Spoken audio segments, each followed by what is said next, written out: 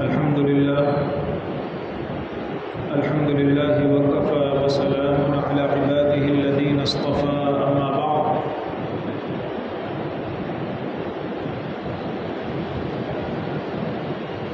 قال الله تبارك وتعالى في القرآن المجيد والفرقان الحميد أعوذ بالله من الشيطان الرجيم بسم الله الرحمن الرحيم والفجر وليال عشر والشفع والوتر صدق اللہ العظیم۔ محترم بزرگوں اور دوستوں، بعض لمحے اور بعض گھڑیاں زندگی میں بہت اہم ہوتی ہیں۔ یہ جو دن چل رہے ہیں اور یہ جو گھڑیاں گزر رہی ہیں، ہم یہ نہ سمجھیں کہ یہ نارمل دن گزر رہے ہیں، اور یہ نہ سمجھیں کہ یہ راتیں جو گزر رہی ہیں یہ بس سال کے دوسری راتوں کی طرح اور سال کے دوسرے دنوں کی طرح یہ دن گزر رہے ہیں۔ اتنی فضیلت ہے ان دنوں کی اور ان راتوں کی۔ یہ عشرہ ذی الحجہ آج اس کی 4 تاریخ ہے۔ اتنی فضیلت ہے کہ میں آپ کو پہلے ایک بات بتاؤں۔ علماء کا احادیث کو سامنے رکھ کر کے اس بات میں اختلاف ہوا ہے کہ رمضان زیادہ افضل ہے یا عشرہ ذی الحجہ زیادہ افضل ہے۔ آپ کو حیرت ہوگی، علماء کا آپس میں اس بارے میں اختلاف ہوا ہے کہ رمضان زیادہ افضل ہے یا یہ عشرہ ذی الحجہ زیادہ افضل ہے۔ 3 رائے آئے سامنے۔ بعض علماء فرماتے ہیں کہ رمضان زیادہ افضل ہے، اس کے بعد عشرہ ذی الحجہ۔ بعض علماء فرماتے ہیں یہ عشرہ ذی الحجہ رمضان سے بھی افضل ہے۔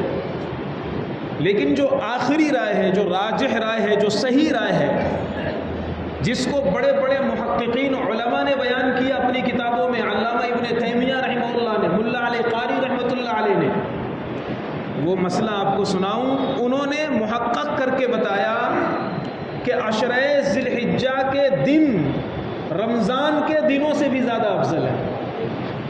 عشرہ ذی الحجہ جو چل رہا ہے اس کے دن رمضان کے دنوں سے بھی زیادہ افضل ہے، اور رمضان کی راتیں عشرہ ذی الحجہ کی راتوں سے زیادہ افضل ہے۔ آپ اندازہ لگا سکتے ہیں کہ ہمارے سماج میں جس چیز کو اہمیت دے دی گئی بس دے دی گئی۔ شب برات کی بھی اتنی فضیلت نہیں ہے جتنا عشرہ ذی الحجہ کی فضیلت ہے۔ ابھی میں آگے آپ سے کچھ باتیں اور عرض کروں گا۔ اس لیے یہ جو دن چل رہے ہیں، آخر کوئی تو وجہ ہے کہ خطبے میں میں نے آیت پڑھی، اللہ تعالیٰ ان دنوں کی قسم کھا کر کے بات بیان فرما رہے ہیں۔ ان 10 راتوں کی اللہ تعالیٰ نے قسم کھائی ہے، عرفہ کے دن کی الگ سے قسم کھائی ہے۔ تو یہ جو دن چل رہے ہیں، ہم یہ نہ سمجھیں کہ بس ذی الحجہ کا مہینہ شروع ہو چکا ہے اور عشرہ ذی الحجہ گزر رہا ہے، نارمل دن کی طرح ہم نماز پڑھ لیں اور کچھ اعمال کر لیں، یہ کافی نہیں ہے۔ ان دنوں کو سب سے پہلے ان کی اہمیت سمجھیے، پھر اللہ کے نبی صلی اللہ علیہ وسلم ان 10 دنوں میں کیا اہتمام فرماتے تھے، کیا کیا اعمال کرتے تھے، صحیح حدیثوں میں آپ کا معمول کیا ذکر کیا گیا ہے، یہ سب چیزیں ہمیں خود سے سیکھنے کی ہیں، خود سے علماء سے پوچھنے کی ہیں، اور پھر اپنی زندگیوں میں اس کو اتارنے اور اس پر عمل کرنے کی ہیں۔ سب سے پہلی چیز تو یہ ہے کہ جیسے ہی ذی الحجہ کا چاند ہو گیا، ایک عمل جو کرنے کا ہے وہ یہ ہے کہ چلتے پھرتے اٹھتے بیٹھتے ہر فرض نماز کے بعد تکبیر تشریق کا پڑھنا مستحب ہے۔ اللہ اکبر اللہ اکبر، لا الہ الا اللہ واللہ اکبر اللہ اکبر وللہ الحمد۔ یہ عرفہ کے دن سے 9 ذی الحجہ سے 13 کی عصر تک وہ تو واجب ہے، وہ چھوڑ دیجئے، ابھی اس کا مسئلہ نہیں بیان کیا جا رہا۔ مسئلہ یہ ہے کہ جیسے ہی ذی الحجہ کا چاند ہو جائے ویسے ہی یہ تکبیر تشریق ہر مرد و عورت، بچے کی زبان پر جاری ہو جائے، ہر ایک کی زبان پر جاری ہو جائے۔ بخاری شریف کے اندر حدیث ہے، حضرت ابن عمر رضی اللہ اسی طرح کبار تابعین رحمہم اللہ، یہ ان 10 دنوں میں تکبیر پڑھتے ہوئے مارکیٹ چلے جایا کرتے تھے، بازار چلے جایا کرتے تھے۔ یکبران ویکبر الناس بتکبیرہما، جب یہ تکبیر کہا کرتے تھے لوگ ان کی تکبیروں کو سن کر خود تکبیر پڑھا کرتے تھے، پوری مارکیٹ اللہ کی وحدانیت سے، خدا کی کبریائی اور بڑائی سے گونج جایا کرتی تھی۔ یہ صحابہ کا مزاج تھا، یہ صحابہ کرام کے زمانے میں عمل تھا۔ ہماری صورتحال یہ ہے کہ الا ماشاءاللہ آپ کسی کے منہ سے ابھی تکبیر تشریف سن رہے ہوں۔ اس لیے پہلا عمل جو کرنے کا ہے ان دنوں میں، اللہ کی کبریائی اللہ کو بہت پسند ہے۔ اور کیوں؟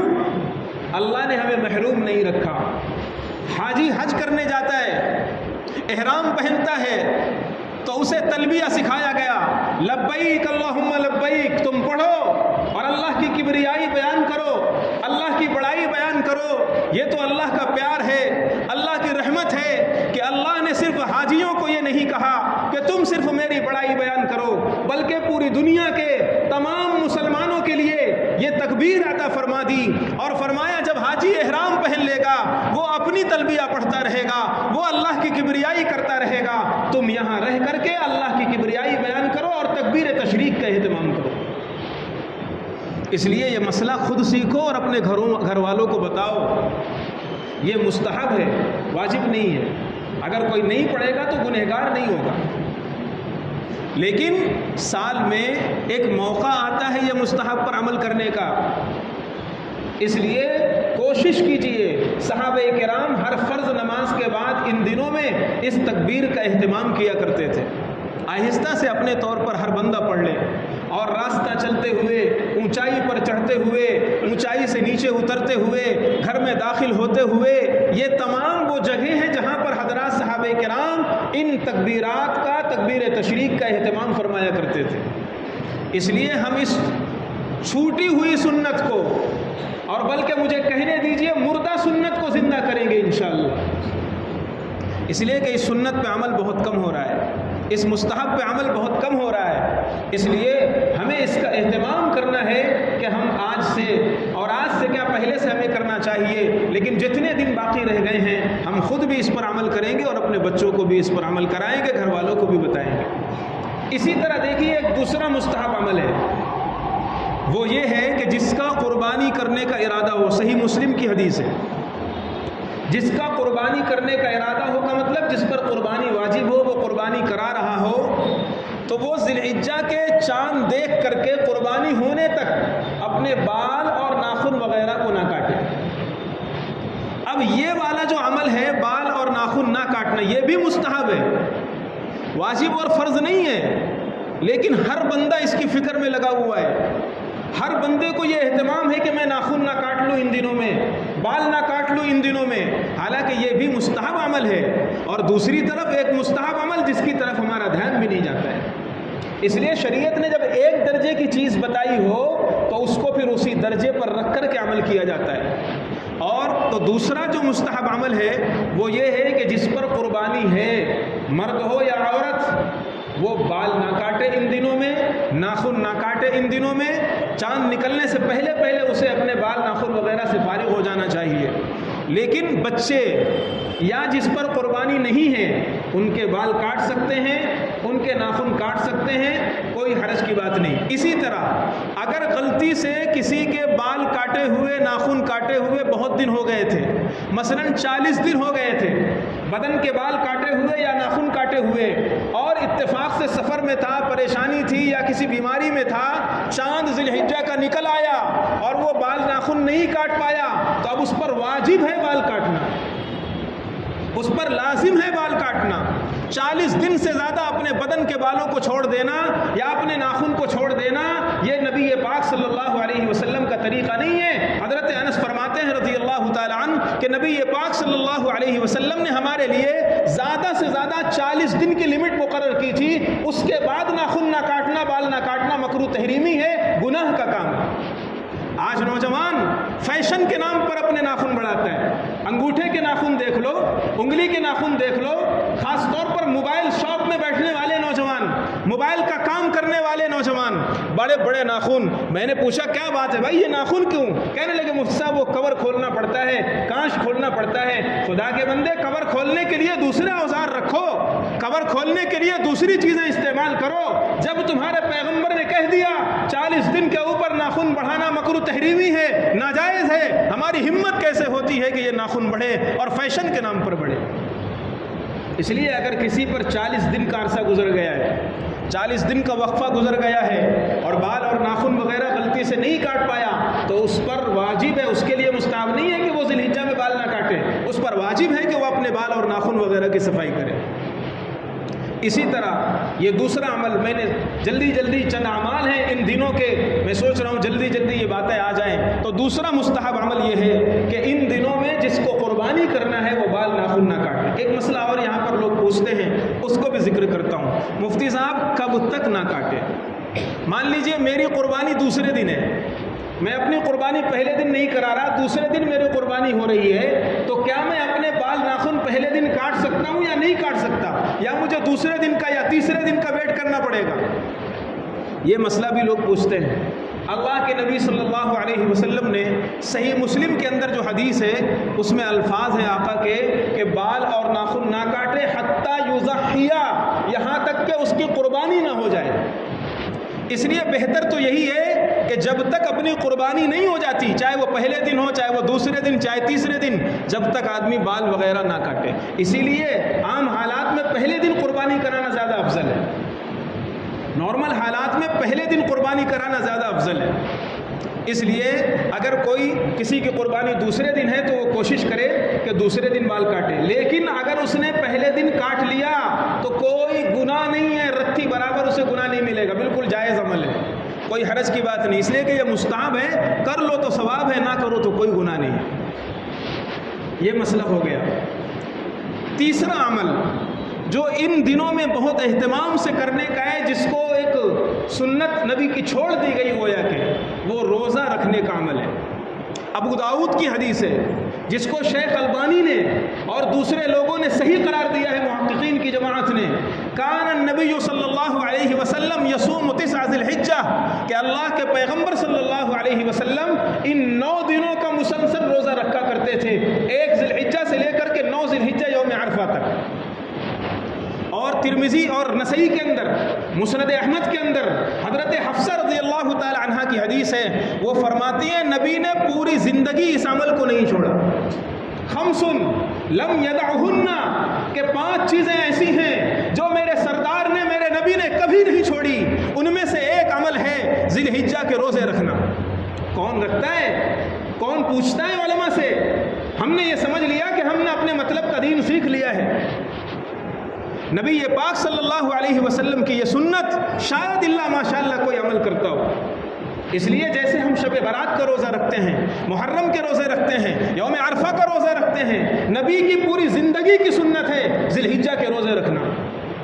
اس لیے اگر ہم زیادہ نہیں رکھ سکتے, ہمت نہیں ہے, کمزوری ہے, بڑھاپا ہے, ایک تو رکھ لو.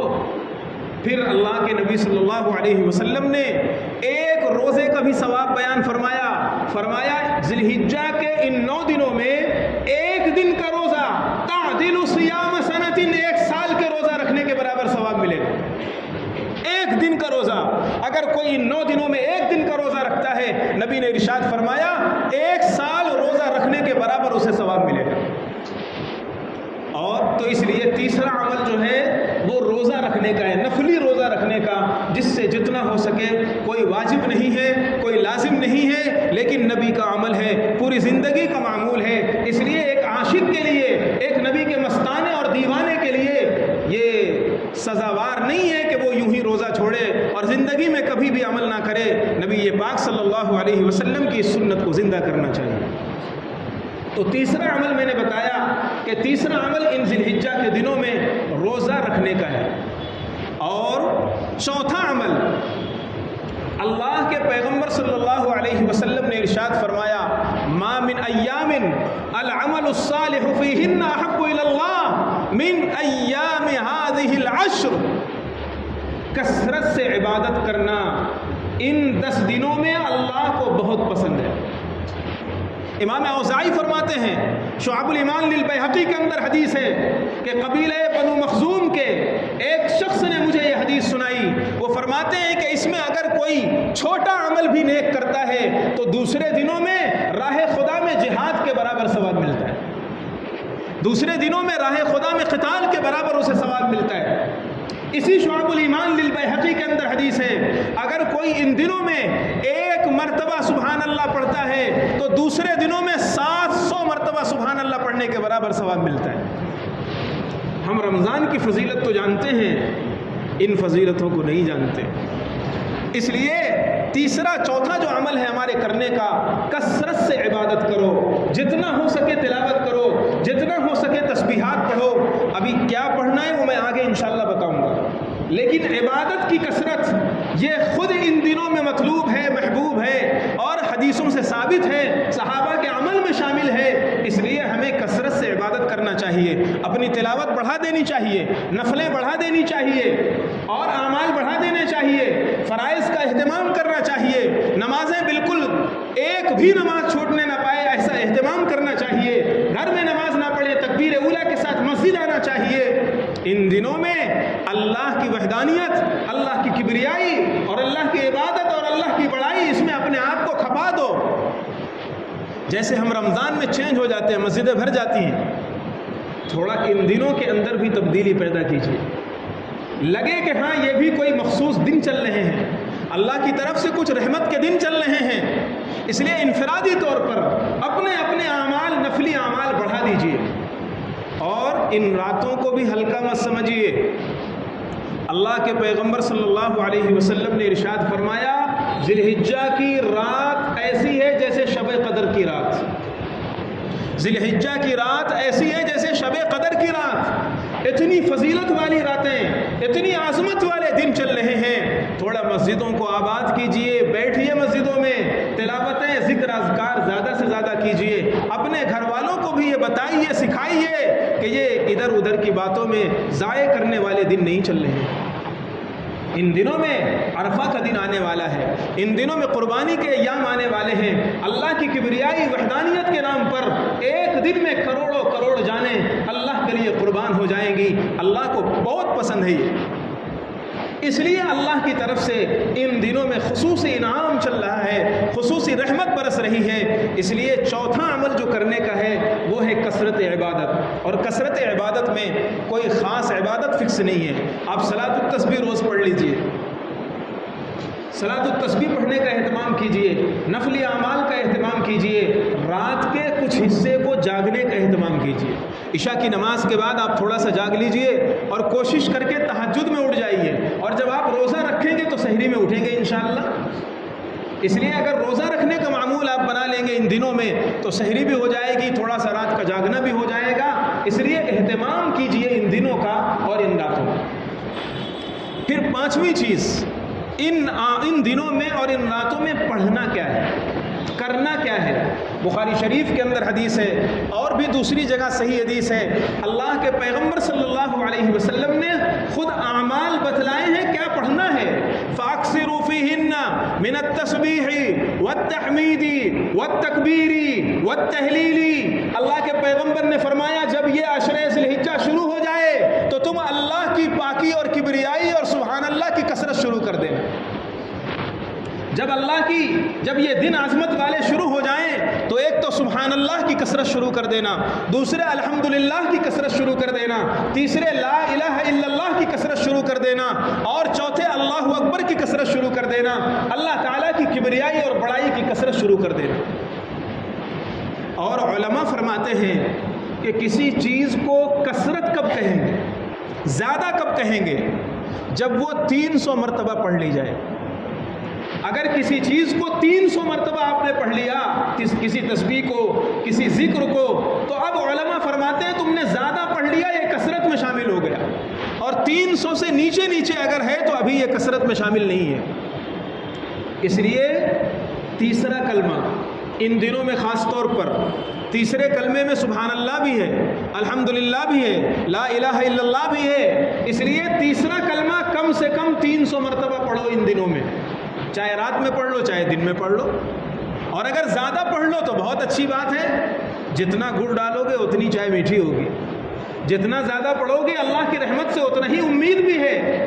اس لیے تیسرا کلمہ اور اسی طرح چوتھا کلمہ لا الہ الا اللہ وحدہ لا شریک لہ، اس میں اللہ کی وحدانیت ہے، اللہ کی کبریائی اور بڑائی ہے۔ تیسرا کلمہ چوتھا کلمہ ان دنوں میں خاص طور پر پڑھو، دوسرے ذکر کم کر دو، ان ذکروں کو لازم پکڑو، کئی تسبیحات پڑھ لو۔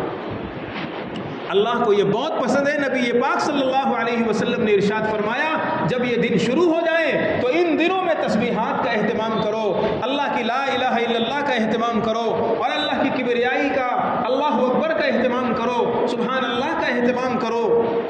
اور ایک عمل اور بتاتا ہوں، دیکھیے عصر کی نماز کے بعد اور فجر کی نماز کے بعد 33 مرتبہ سبحان اللہ، 33 مرتبہ الحمدللہ اور 34 مرتبہ اللہ اکبر ہم لوگ پڑھتے ہیں الحمدللہ۔ اسی طرح اللہ کے پیغمبر صلی اللہ علیہ وسلم سے ثابت ہے ہر فرض نماز کے بعد، صرف عصر فجر میں نہیں، ہر فرض نماز کے بعد 10 مرتبہ سبحان اللہ، 10 مرتبہ الحمدللہ اور 10 مرتبہ اللہ اکبر پڑھنا ثابت ہے۔ اور نبی نے فرمایا جو دن میں یہ پڑھے اور سوتے وقت 33 مرتبہ پڑھ لے، اللہ اسے جہنم میں داخل نہیں فرمائے گا۔ صحیح حدیث آپ کو سنا رہا ہوں۔ اس لیے عام حالات میں بھی پڑھنا چاہیے، لیکن ان دنوں میں خاص طور پر ہر فرض نماز کے بعد یہ تسبیح فاطمی کا اہتمام کر لیجیے۔ زیادہ نہیں پڑھ سکتے، جلدی جانا ہے، 10 مرتبہ پڑھ لیجئے کم سے کم۔ 33 مرتبہ نہیں پڑھ سکتے آپ، 10 مرتبہ پڑھ لیجئے، 10 مرتبہ کی بھی حدیث ہے۔ اس لیے ان دنوں میں یہ ذکر اللہ کو بہت پسند ہے، چلتے پھرتے اٹھتے بیٹھتے سبحان اللہ کی تسبیح، لا الہ الا اللہ کی تسبیح، کلمہ طیبہ کی تسبیح، تیسرا کلمہ، چوتھا کلمہ، ان کی تسبیحات زیادہ سے زیادہ پڑھیے۔ اسی طرح ایک دن یوم عرفہ آنے والا ہے، 28 کو بقرعید ہے، اس سے ایک دن پہلے 27 کو یوم عرفہ ہے۔ یوم عرفہ اس میں ہمیں کیا کرنا ہے، جلدی جلدی چند اعمال اس دن کے بھی بتاتا ہوں، کیونکہ اب اگلا جمعہ جب آئے گا تو بقرعید ہو چکی ہوگی۔ اس لیے یوم عرفہ جو 9 ذی الحجہ ہے، ہمارے یہاں کا جب 9 ذی الحجہ ہوگا تو وہ یوم عرفہ ہے۔ وہ کتنی فضیلت والا دن ہے، کتنی عظمت والا دن ہے۔ اللہ کے نبی صلی اللہ علیہ وسلم نے اسے فرمایا محترم دن ہے۔ قرآن پاک نے اسے سورہ بروج کے اندر فرمایا وشاہد و مشہود۔ اس دن فرشتے ٹوٹ کر کے دنیا میں حاضر ہوتے ہیں، اس دن اسپیشل فرشتے آسمانوں سے اترتے ہیں، اس لیے قرآن نے اسے یوم مشہود کہا ہے۔ اور نبی پاک صلی اللہ علیہ وسلم نے فرمایا جب سے دنیا بنی ہے آج تک شیطان اتنا ذلیل، اتنا رسوا، اتنا گھٹیا اور اتنا غصے میں کبھی نہیں ہوتا جتنا یوم عرفہ کے دن ہوتا ہے، سوائے بدر کے دن کے۔ آقا نے یہ بھی فرمایا ایک تو سب سے زیادہ ذلیل ہوا تھا بدر میں، جب اس نے اپنی آنکھوں سے دیکھا کہ جبریل امین آسمانوں سے فرشتوں کی فوج لے کر آئے اور جبریل امین کمانڈ کر رہے ہیں، یضع الملائکۃ، فرشتوں کی ٹکڑیوں کو بانٹ رہے ہیں، تب وہ شیطان اتنا ذلیل ہوا تھا۔ اور یوم عرفہ کے دن جب وہ دیکھتا ہے کہ اللہ کی طرف سے رحمت اور مغفرت کی بارش برستی ہے، سیلاب ہوتا ہے مغفرت کا، بڑے بڑے پاپیوں کو اللہ تعالیٰ صرف لمحے بصر میں معاف فرما دیتا ہے، یک لخت معاف فرما دیتا ہے۔ اللہ تعالیٰ جب یوم عرفہ میں عرفات کے دن سارے حجاج جمع ہوتے ہیں تو اس میں ایک سے ایک کے پاپی بھی جمع ہوتے ہیں۔ مثل مشہور ہے نا، 100 چوہے کھا کے بلی چلی حج کو، ایسے لوگ بھی ہوتے ہیں، بہت گناہ کیا زندگی بھر، لیکن اللہ تعالیٰ انہیں توفیق دے دیتا ہے کہ آؤ تم ہمارے دربار میں اب آ جاؤ، تم نے گناہ بہت کر لیے، آؤ ہمارے دربار میں۔ پھر جب یوم عرفات میں سارے حجاج جمع ہوتے ہیں، اللہ کی نظر رحمت پڑتی ہے، ہر ایک کو اللہ معاف فرما دیتا ہے، فرشتے بارگاہ خداوندی میں حاضر ہوتے ہیں، فلان و فلانۃ، اے بار الہ اس مجمع میں وہ فلاں بھی ہے جس نے لمحہ بھر تجھے راضی نہیں کیا، ہمیشہ تیری نافرمانی کرتا رہا۔ سوچو کتنا بڑا مجرم ہوگا کہ فرشتوں نے اسے نگاہ پہ رکھا ہوا ہے۔ فرشتوں نے اسے ٹارگٹ پہ رکھا ہوا ہے، یا اللہ فلانتن، وہ فلاں عورت بہت بڑی پاپی اس مجمع میں وہ بھی ہے۔ اللہ کی طرف سے اعلان ہوتا ہے جاؤ میں نے اسے بھی معاف فرما دیا۔ یہ یوم عرفہ ہے، اللہ کی طرف سے اعلان ہوتا ہے وہ پاپی مرد بھی آج معاف کر دیا جائے گا۔ جب یہ منظر شیطان دیکھتا ہے، نبی پاک نے فرمایا مٹی اپنے سر پہ ڈالتا ہے، ہائے میرے برسوں کی محنت ایک لمحے میں ضائع ہو گئی۔ یہ یوم عرفہ ہے، یہ تو حاجیوں کے لیے ہے، لیکن جو حج کی سعادت حاصل نہیں کر پا رہے ہیں، جو اپنے اپنے علاقوں میں ہیں، اللہ کے پیغمبر صلی اللہ علیہ وسلم نے، ہماری شریعت نے، ہمارے اللہ نے ہمیں محروم نہیں فرمایا۔ فرمایا جو یوم عرفہ کا روزہ رکھ لے گا، ایک دن کا روزہ رکھ لے گا، اللہ تعالیٰ اس کے 2 سال کے گناہ معاف فرمائیں گے، 1 سال پچھلا اور 1 سال اگلا گناہ معاف ہو جائے گا۔ اسی طرح آپ صلی اللہ علیہ وسلم کا معمول تھا کہ اللہ کے پیغمبر یوم عرفہ میں غسل فرمایا کرتے تھے۔ یہ سنت ہے نبی پاک صلی اللہ علیہ وسلم کی۔